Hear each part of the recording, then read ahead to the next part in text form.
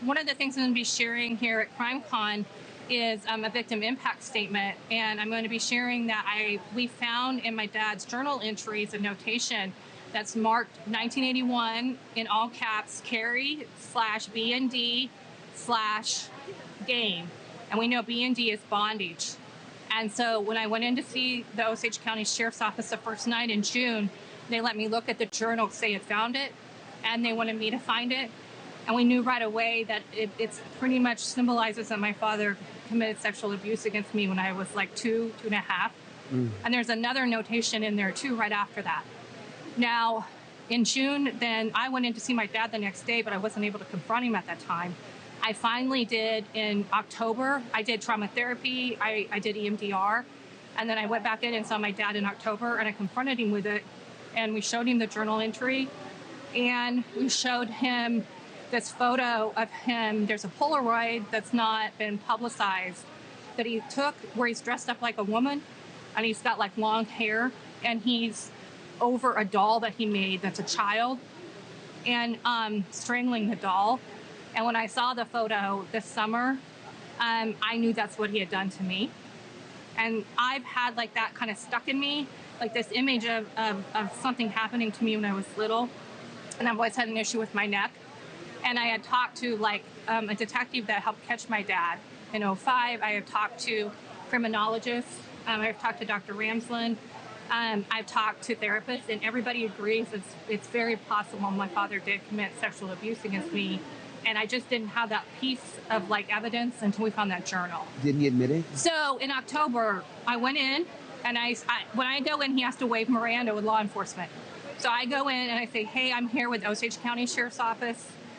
You know, would you like to waive your Miranda and speak to them? And he was mad and very angry that day and said, I thought the investigation was over. I don't like you coming in here. And he got so angry at me, my PTSD flared up. And I actually kind of ran for a while out of that room. And then I went back and I sat down with him, and he goes, what is wrong with you? And I said, I have PTSD. And he goes, what is that? And like within about a 20-minute span, he gaslit me, emotional abuse, mental abuse, and he told me I had brought all of this on myself.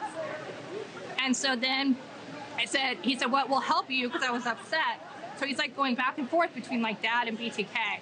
And I said, the sheriff will help if you can bring law enforcement in, because, you know, they're like family.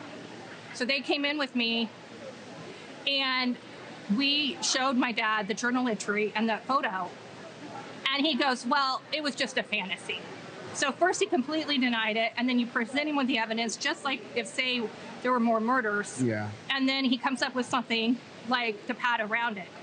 And he said it was just a fantasy, and then he never touched his family. But we know that he strangled my brother twice as a young adult. I saw that. I witnessed it. So between the trauma I've had, this thing embedded in me, the disassociation, the night terrors, I'm 100% sure he harmed me when I was little.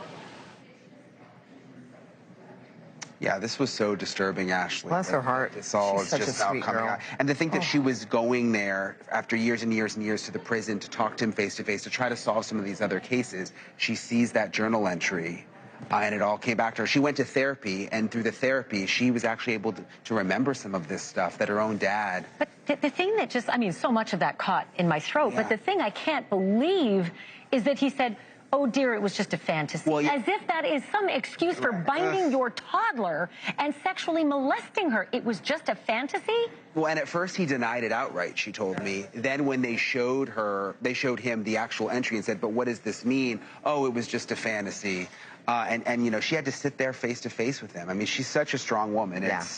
It's just unbelievable. She also gave us I don't know, I always feel like if someone is going to be locked away for life, you want to know it's not fun. You want to know they are suffering, that they're not easily adapting to their surroundings. And she was the one who told us he is literally rotting away. Yeah. You see the pictures of him. He is atrophying, Gigi. Yeah. He just looks like a shell of what he once was.